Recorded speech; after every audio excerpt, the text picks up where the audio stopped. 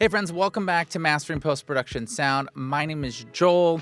I'm a re-recording mixer and supervising sound editor, been part of the industry for over 17 years.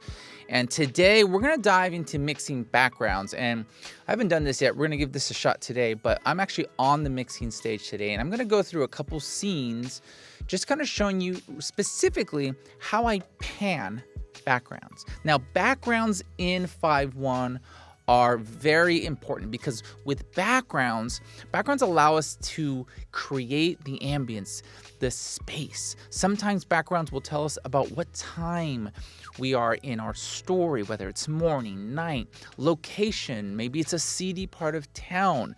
Well, today I'm going to take you through something I'm currently working on, and I want to show you some of the philosophy that is going to help you take your film soundtracks to the next level. Dare I say, cinematic. So let's dive right in. So we're gonna do this a little different today. My setup is a little different, not normally what we do, but I'm gonna show you basically some shots of the screen at the same time hearing what I'm doing in 5.1 and sort of explaining a little bit of what I'm doing. We're gonna try that. We're gonna try this setup right now. We're gonna take a look here. Okay, so the first thing we're gonna be working on is sort of like an outside kind of foresty kind of thing. I'm gonna show you specifically. This is my template. If you haven't downloaded my template already, I'll leave you a link in the description below where you can get this exact template, okay? And I work in food groups, so backgrounds A, B, C, and D for this particular project. But let's focus in on just the backgrounds that we have currently. Okay, and let me just blow this up a little bit here. But you'll see here, we're kind of like we're in a foresty kind of area. It's nighttime, a lot of lush trees, it's dark. Can't show you the picture right now because it hasn't aired, but you'll get the idea. And you're gonna see basically here with my panner how easy it is to really bring your backgrounds to life. Let's get out of suspend groups there. So I have a couple tracks. It's very simple right now. It's just 2 mono tracks, 2 stereo tracks, okay? Usually we'll build it out a lot depending, and I'll show you another scene where we have a lot of backgrounds, but this is just a very simple background, okay? So let's take a look at the first track. And if you're following along on the board here, I'm working in VCAs. I love working in VCAs, and then I just have my VCA spill here to the board here. Let's see if I can work with this microphone here. Okay, so this is an air, and what I like to do is I like to be in preview, okay, for my first pre-dub pass, because then I can be in preview and I could be adjusting all the levels until I get happy. And typically what I do is I listen to every track. I listen to every background track. And sometimes we're talking just tons of tracks, okay? And especially tons of clips. So let's listen to this. We have some air. Now that air is really important because that air is gonna be in the center of our, let me call this up. We're gonna call up our panner. There we go. And so you'll see here that this particular track is going right in the center, dead center. And I want it to be dead center because that's gonna be the track that's gonna help kind of glue our production dialogue together. It's gonna kind of be right there all the time. So I want that in the center track there. Now let's listen to the other one. I'll move this panner so you can still see it.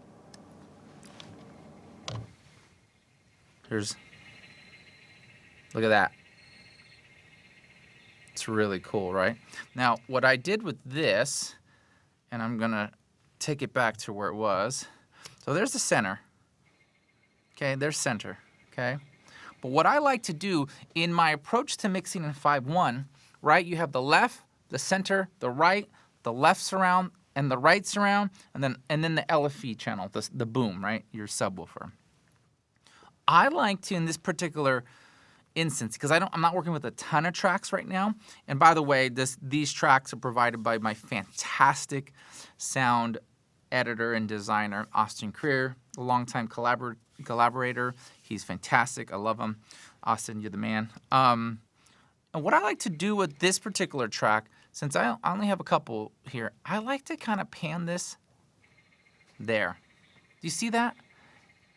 It's not direct dead center, right? I bring it into the room a little bit.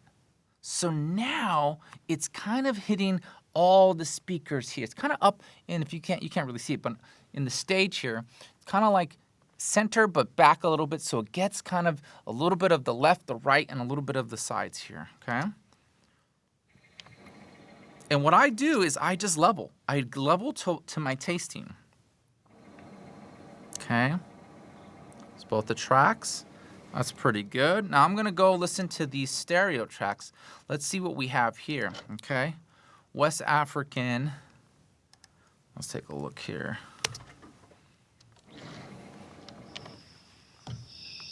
Okay, listen to that. It's nice, right? Okay, let me just get out of there because I had some verb and I'm gonna show you what I do with that. It's a pretty cool track, and I've already panned it, but I'm gonna tell you, see, that's where I kind of ended up with. But usually, typically, I'll start here, just hard left and right, right? Just hard left and right. And then what I'll do is I'll bring in and I'll experiment. I'll experiment with, what does it sound like all the way in the back of the room? Now, you're not gonna be able to hear much of the difference. Listen to this on YouTube because YouTube's only gonna be giving you the left-right stereo output. So one day, who knows in the future, it would be awesome to be able to stream 5.1, but you have to have the proper setup at home. So, but what I'm doing is I'm taking this panner and I'm going all the way in the back, and I'll experiment. I'll move it to the front, to just the sides. I'll bring it in, maybe put it up here in the front. But what I ended up kind of going with is sort of like right here. And let's listen to the other track.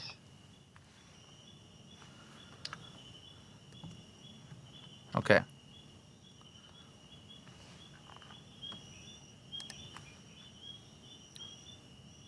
Okay, so there's another track, right? And so I'm gonna put these together. I'm gonna layer them. And I wanna get that pan for the second stereo track here. And I'm gonna go, it looks like I ended up being there. So actually what I'm gonna do, now that I think about it, I'm gonna keep this track here, and I'm gonna keep the other stereo track. I'm gonna go back here a little bit more. Let's go to this one. Yeah. And I'm just balancing. I'm giving more of this track that is up toward the left, right, as opposed to this one back here. I like the way that feels on the stage. It's more balanced. And now I could just tuck both of them overall. Just grab my fader. And I'm gonna introduce those monos. Okay? Now that center track, this one here, that might be a little bit too much for me, right? So I'm gonna tuck it a little bit. There we go. That feels a little better, okay? Now that's not putting any reverb on there. And what I'm gonna do is I'm gonna do that now. You might have saw me kind of clear that earlier, but I'm gonna go back to the first stereo track, go to my sends, and I'm gonna give it some wet exterior reverb. I'm gonna go to the other track and I'm gonna do the same thing.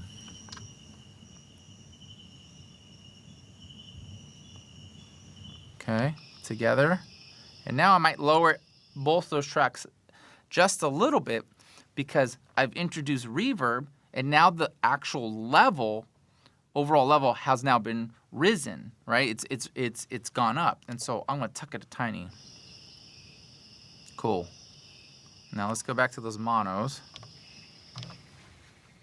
Now let's add reverb there. Hear that? And so I tucked it a little bit there. It sounds good. It sounds good here on the stage. So let's put those both in. And then my center mono track, that is just kind of like, you know, I don't know, it sounds like just some wind, stuff like that, right? It's going to be closer to production. I'm not going to really put reverb on that one. I'm going to keep that dry. So let's play it now. Okay, that feels good. I like that. And so, again, I'm doing all this in preview, friend. I am in preview, and when I like it, and this is really what I do in my predubs, when I like it, only then will I then go ahead and write it to the end. You see I had some moves. I have some moves already that I did right here. But I'm going to write it there, and that's going to be now my bass. I'm going to start there. And as you saw there, when I kind of get into some mixing, some real mixing through the scene, that's when I'm going to go in and I'm going to make some adjustments.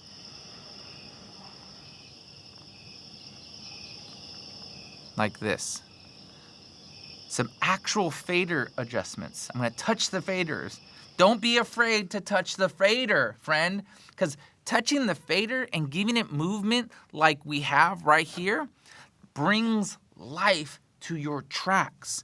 Now there's another super awesome, super secret tip that you could do, which I love to do to really bring these backgrounds to life when I'm mixing in 5.1, is you can take a pass and where warranted, okay, where it's warranted, and you can pan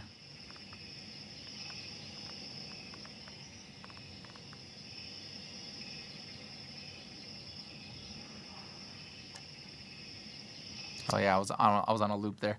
But you see what I'm saying? You can pan, and now it completely changes the feeling of your backgrounds, and now it really brings it to life. Now, of course, just like noise reduction on dialogue, you can way overdo it. The goal here is not to just paint by numbers, like, oh, you know, Joel said to do this and do that. No, this is when it's warranted. This is only when you have environments that match and actually that match the scenes that actually call for that particular kind of movement. Maybe you're in the desert or something, right? And you have a lot of sand going around. You're in, this is kind of sort of like in the woods, but like in a big forest, and you have trees that are, you know, went through trees and leaves and stuff like that. Then you can kind of, you know, do things like that. But you never just want to do it just to do it, right? You don't want to get gimmicky. The whole point is to help tell the story sonically. But when it actually comes to our storytelling through sound, we don't ever want to take the audience out of the picture. If it is distracting, then we have not done our job. We want to support, okay? All right, so we've seen a couple things with panning, a little bit of EQ, or not EQ, rather, reverb, okay? Now let's go to another scene. Here's something with a little bit more tracks here, and you'll see that we've color-coded these things so that this is sort of like a group here. This is, you know, a group within a group, for lack of a better word, okay?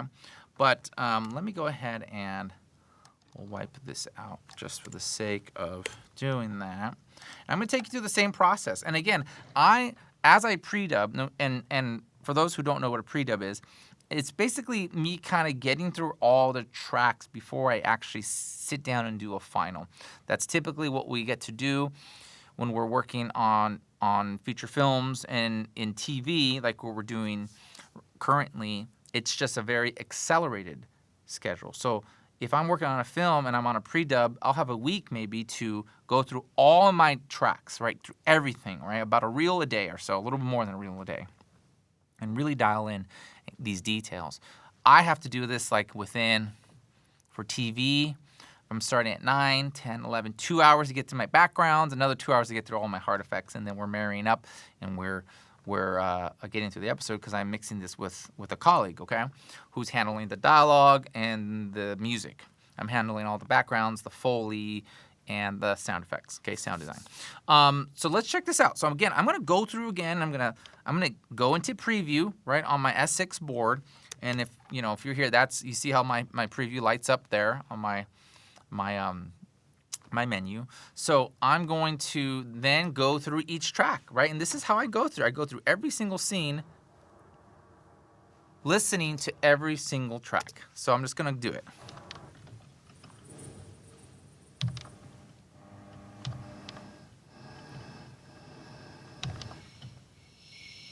Ooh, that's a nice track.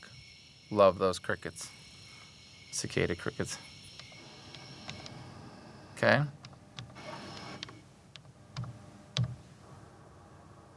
Okay, so then, now that remember, when I'm in preview, when I go up in volume, it just kind of stays there. It's just, preview is just a way to kind of suspend everything, to kind of dial in what you want. And when you like it, you can capture it, you can write to all, you can, do a whole number of things, all right? But this is how I like to work when I'm mixing sound effects, okay? When I'm mixing dialogue and doing everything myself, it's a little different. I'll only do that for the backgrounds and mixing the effects and whatnot. So I'm gonna level. Now this is sort of like an outside scene. I think there's some activity, some sports activity next door. Nighttime, right? I should have asked you a quick quiz. With the crickets, it gives it away. It's in the night, right?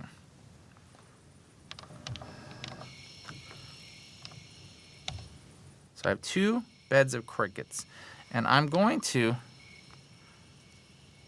mess around with my panning. My panner's a little odd there. Cool. And let's see, did I already put some reverb? I already put some reverb. You could see how much I put on. But, typically we'll start here.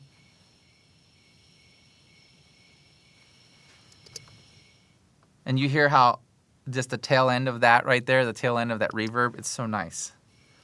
It really makes me feel like I'm outside. So let's dial the rest of these in. Okay, I don't really like this buzz. Oh, I kind of already did. Let me grab it. I'll show you. I sort of already, if you see, hear that? It's gone. There was a tone in there. Woo! And I just used my EQ to notch that particular filter out. You see, there it is. And now it's in. It's disengaged. And you see that sometimes I'll hear hums and buzzes in my backgrounds, and I just don't like them, so I want to get them out. Okay, so we're going here.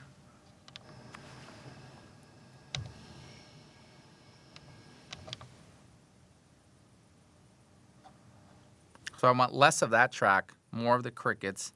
Let's look at our production, not production, but our center win, our center channel win. And you'll see that's that particular one right there.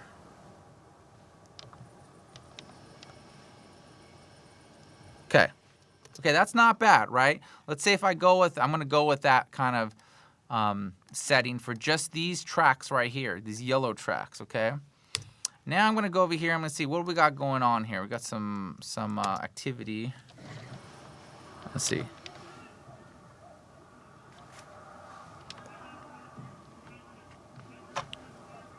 So it's a stereo track, some sports activity in the background. Put some reverb on here, exterior reverb. Tuck it a little bit. Panning wise, it's not completely hard left and right. I've tucked it back a tiny bit here. Let's see, I kind of like that.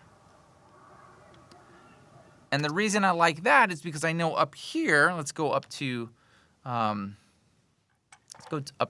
these tracks, these pink tracks here. Let's see, soccer practice it says.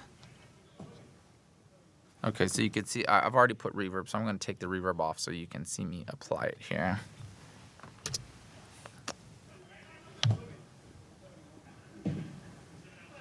Okay, so with this particular, I have two tracks that are the same. I have a one that's left and right in both in mono tracks. And so what I'm going to do is I'm going to take the left one and pan it just a little bit to the left, and I'm going to take the second background track and pan it just a little bit to the right.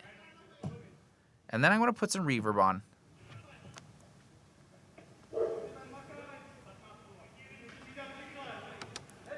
Now I'm going to see when I raise the reverb, the volume gets higher. So I'm going to lower it now. Now that I've applied reverb, I'm going to tuck.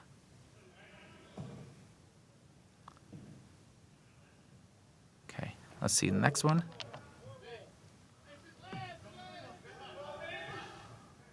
Reverb, tuck. Let me hear how it plays with the other tracks. That's cool. That's kind of distant. I want, in this particular scene, they're a little bit further off, okay? So I'm going to see what's on 4.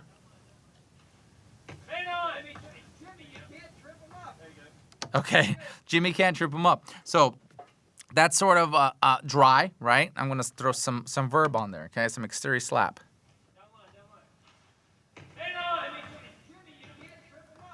Okay, and now I want to throw them even further, so I'm going to lower the volume.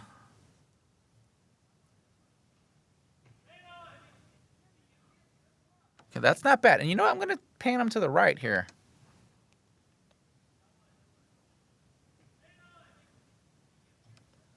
A little bit, and let's get this one. Pan it to the left. And not really to the left, kind of in between the left channel and the center, kind of just a little bit. If I wanted to, I could go hard left there, right? Now I have information on both sides. And then these two are kind of center, sort of. Let's see.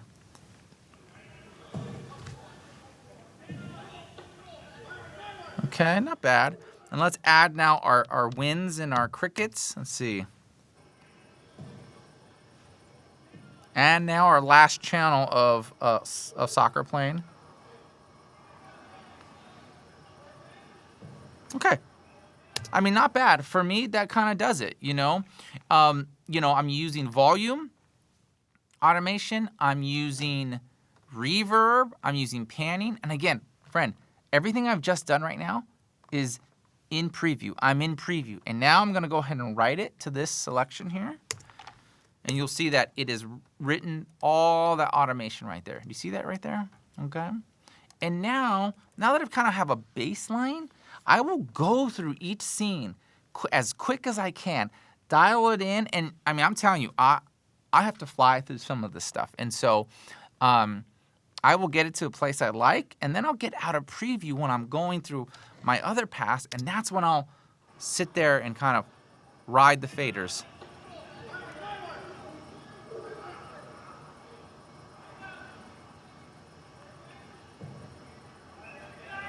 And let's say I want more of that right there. I'm going to back it up. And a little raise, a little push. There we go. And then maybe now dialogue starts talking, and I want to get out of those voices and tuck.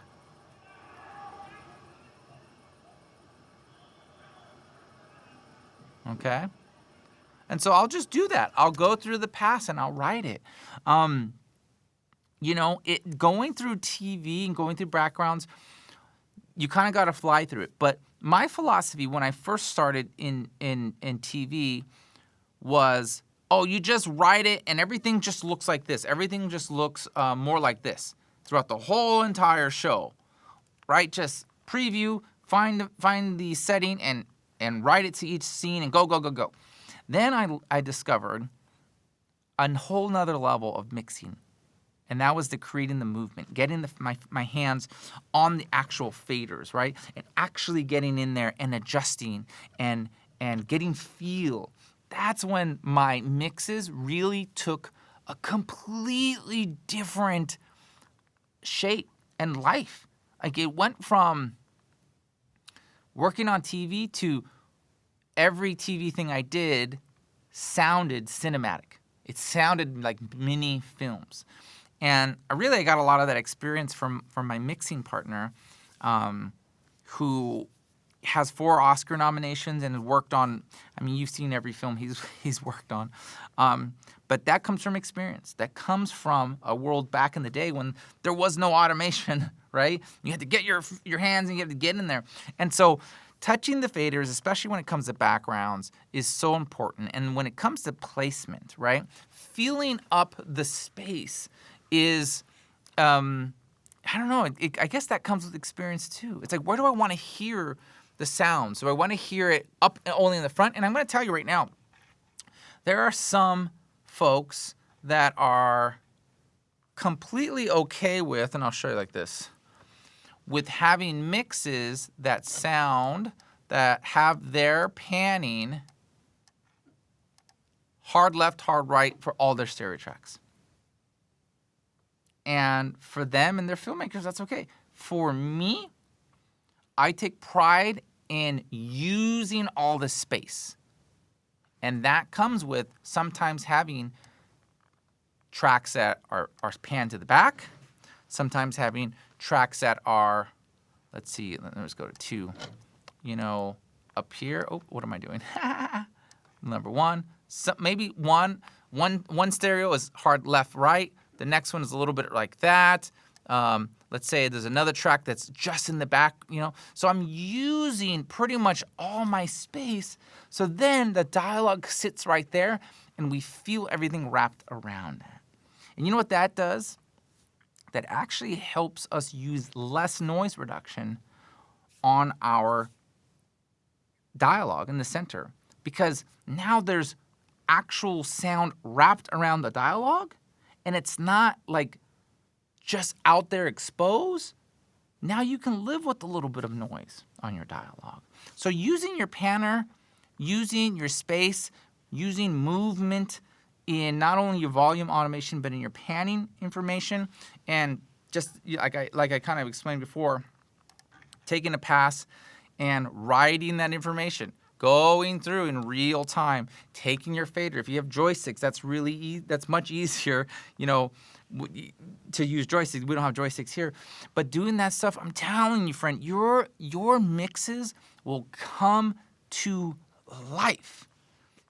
So that's all I have for today, and I hope that is helpful. It's a little bit of a shorter video, but this is what I do. It's rinse and repeat. Go to the next thing. Let's see how to adjust. We like that? Okay, boom, next one. Boom, boom, boom, boom, boom, all the way through the whole entire episode. And then we come back, and then we get the fine brushes out, and then we start fine-tuning. That's when I get in there, and I start touching the faders. I start moving the panners. And it's just so much fun, friend. So if you're new here, friend, I want to just say thank you and welcome. I hope that you would consider subscribing, because if you want to take your mixing to the next level, friend, you've found the channel, you found the community. Because, friend, it's not all about the faders. It's not all about the EQ.